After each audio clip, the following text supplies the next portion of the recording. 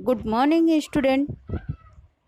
आज हम 9th class की पाठ्य पुस्तिका का पहला लेसन दो बेलों की कथा के बारे में पढ़ेंगे। दो बेलों की कथा के रचनाकार प्रेमचंद जी हैं। प्रेमचंद जी की जीवन के बारे में कुछ जानकारी लेते हैं। प्रेमचंद का जन्म सन 1880 में बनारस के लहमी गांव में हुआ था। उनका मूल नाम धनपत राय था। प्रेमचंद का जन्म कहाँ हुआ था? बनारस के लहमी गांव में हुआ और उनका मूल नाम जो बचपन का नाम था वह था धनपत राय। प्रेमचंद जो इनका नाम था वो बाद में पड़ा था। प्रेमचंद का बचपन अभाव में बीता और शिक्षा बीए तक ही हो पाई। उन्होंने शिक्षा विभाग में नौकरी की, परंतु असहयोग आंदोलन में सक्रिय भाग लेने के लिए सरकारी नौकरी से त्यागपत्र दे दिया। स्वतंत्रता संग्राम में जब असहयोग आंदोलन प्रारंभ हुआ तो उन्होंने भी इसमें अपना भाग देने के लिए नौकरी से इस्तीफा दे दिया और लेखन कार्य के प्रति पूरी तरह समर्पित हो गए। 1936 में इस महान कथाकार का देहांत हो गया। 1936 में महान उपन्यास सम्राट प्रेमचंद का देहांत हो गया। प्रेमचंद की कहानियाँ मानसरोवर के 8 भागों में संकलित हैं। प्रेमचंद ने जितनी भी कहानियाँ लिखी हैं उन कहानियों का संग्रह का नाम है मानसरोवर, जो 8 भागों में संकलित है। सेवा सदन, प्रेम आश्रय, रंगभूमि, कायाकल्प, निर्मला, गबन, कर्मभूमि, गोदान उनके प्रमुख उपन्यास हैं। इन उपन्यास में से सबसे प्रमुख उपन्यास है गोदान। उन्होंने हंस, जागरण, माधुरी आदि पत्रिकाओं का संपादन कार्य भी किया। कथा साहित्य के अतिरिक्त प्रेमचंद ने निबंध एवं अन्य प्रकार का गद्य लेखन भी प्रचुर मात्रा में किया। यानी कि इन्होंने कहानियाँ उपन्यास लिखने के साथ साथ इन्होंने कई प्रकार की रचनाएं भी की, जैसे निबंध है, गद्य लेखन है, इनका भी कार्य किया। प्रेमचंद साहित्य को सामाजिक परिवर्तन का सशक्त माध्यम मानते थे। प्रेमचंद का विचार था कि साहित्य के माध्यम से समाज में होने वाले परिवर्तनों को हम संसार में यानी कि सभी व्यक्तियों के समक्ष रख सकते हैं। उन्होंने जिस गांव और शहर के परिवेश को देखा और जिया उसकी अभिव्यक्ति उनकी कथा साहित्य में मिलती है। प्रेमचंद के कथा साहित्य में अधिकांश गांव का परिवेश उभर के सामने आता है। किसानों और मजदूरों की दयनीय स्थिति, दलितों का शोषण, समाज में स्त्री की दुर्दशा और स्वाधीनता संग्राम आदि उनकी रचनाओं का मूल विषय रहा है। यानी कि किसानों पे होने वाले अत्याचार, मजदूरों की जो दयनीय यानी कि दुर्दशा थी उसकी स्थिति के बारे में, दलितों का जो शोषण किया जाता है उनकी स्थिति के बारे में, समाज में स्त्री की जो दुर्दशा है उसके बारे में और अपनी जो स्वतंत्रता आंदोलन है उनके बारे में उन्होंने अनेक रचनाओं का निर्माण किया। यानी कि इन विषयों को लेकर उन्होंने कई प्रकार की रचनाएं की। प्रेमचंद के कथा साहित्य का संसार बहुत व्यापक है, यानी कि बहुत बड़ा है। उसमें मनुष्य ही नहीं पशु पक्षी को भी अद्भुत आत्मीयता मिलती है। मनुष्य के साथ साथ पशु पक्षी भी उसमें महत्व रखते हैं। बड़ी से बड़ी बात को सरल भाषा में सीधे और संक्षेप में कहना प्रेमचंद के लेखन की प्रमुख विशेष है।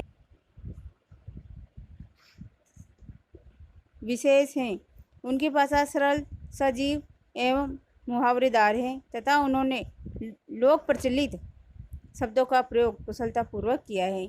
इनकी भाषा सरल और सजीव है, यानी कि बिल्कुल सरल भाषा में जो भी कथा साहित्य में कहते हैं उस बात को सरलता से समझा जा सकता है।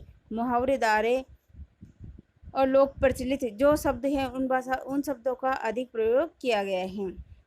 इनकी जो कहानी है वह है दो बेलों की कथा, यानी कि दो बेलों पर आधारित एक कथा है जिसका निर्माणी अर्थात जिनकी रचना प्रेमचंद जी ने की थी। दो बेलों की कथा। दो बेलों की कथा के माध्यम से प्रेमचंद ने कृषक समाज और पशुओं के भावात्मक संबंध का वर्णन किया है। इस कहानी में उन्होंने ये भी बताया है कि स्वतंत्रता सहज में नहीं मिलती है, उसके लिए बार बार संघर्ष करना पड़ता है। इस प्रकार परोक्ष रूप से यह कहानी आज़ादी के आंदोलन की भावना से जुड़ी है। इसके साथ ही इस कहानी में प्रेमचंद ने पंचतंत्र और हितोपदेश की कथा परंपरा का उपयोग और विकास किया है। दो बेलों की जो कथा है, दो बेलों की यानी कि दो पशुओं की ही नहीं, बल्कि अपनी स्वतंत्रता जो संग्राम है या स्वतंत्रता से जुड़ी ही भावनाएं उसे भी संबंधित हैं। और प्रेमचंद ने पंचतंत्र और हितोपदेश की जो कथा परंपरा का उपयोग और विकास भी इस कथा में किया है। आगे हम विस्तार से अगली वीडियो में पढ़ेंगे। Good morning student. आज हम 9th क्लास की पाठ्य पुस्तिका का पहला लेसन दो बेलों की कथा के बारे में पढ़ेंगे। दो बेलों की कथा के रचनाकार प्रेमचंद जी हैं।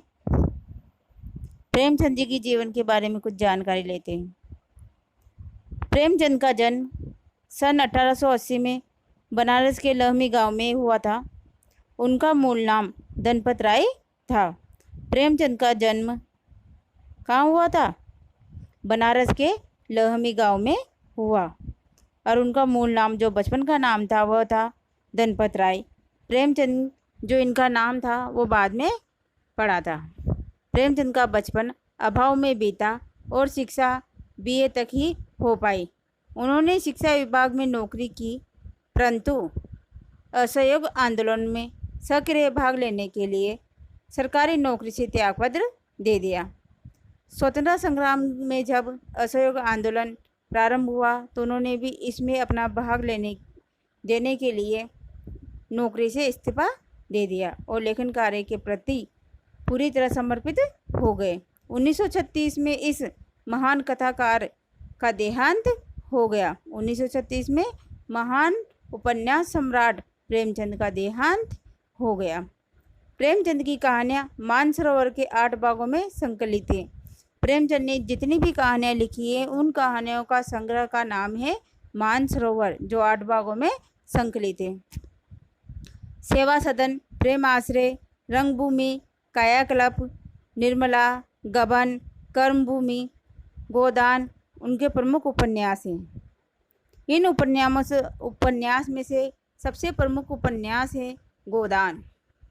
उन्होंने हंस, जागरण, माधुरी आदि पत्रिकाओं का संपादन कार्य भी किया।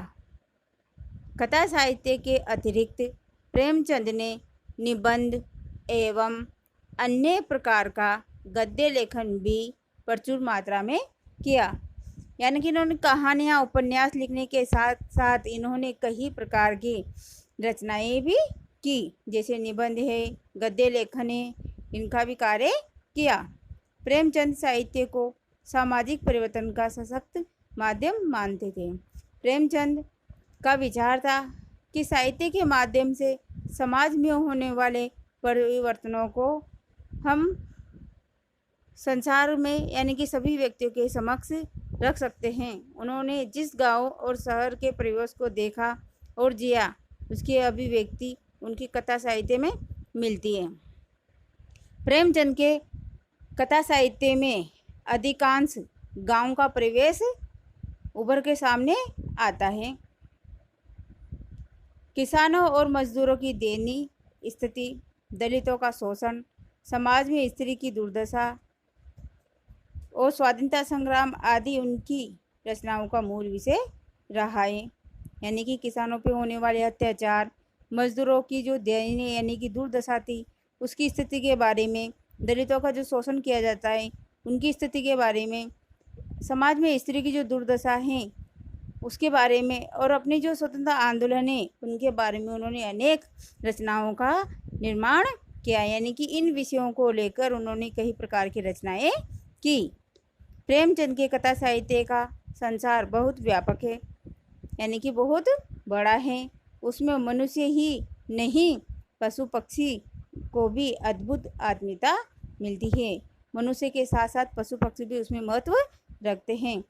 बड़ी से बड़ी बात को सरल भाषा में सीधे और संक्षेप में कहना प्रेमचंद के लेखन की प्रमुख विशेषता है विशेष है।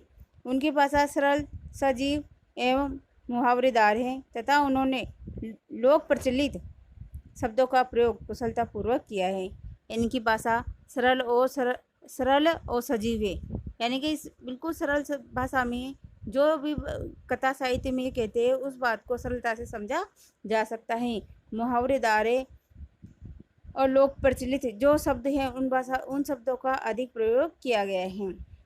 इनकी जो कहानी है वह है दो बैलों की कथा, यानी कि दो बैलों पर आधारित एक कथा है जिसका निर्माण अर्थात जिनकी रचना प्रेमचंद जी ने की थी। दो बैलों की कथा।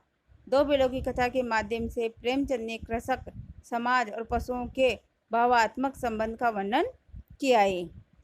इस कहानी में उन्होंने ये भी बताया है कि स्वतंत्रता सहज में नहीं मिलती है, उसके लिए बार बार संघर्ष करना पड़ता है।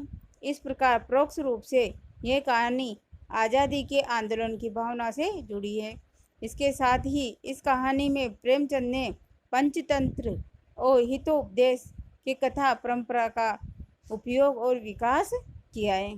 दो बैलों की जो कथा है, दो बैलों की यानी कि दो पशुओं की ही नहीं बल्कि अपनी स्वतंत्रता जो संग्राम है या स्वतंत्रता से जुड़ी ही भावनाएं उसे भी संबंधित हैं। और प्रेमचंद ने पंचतंत्र और हितोपदेश की जो कथा परंपरा का उपयोग और विकास भी इस कथा में किया है। आगे हम विस्तार से अगली वीडियो में पढ़ेंगे।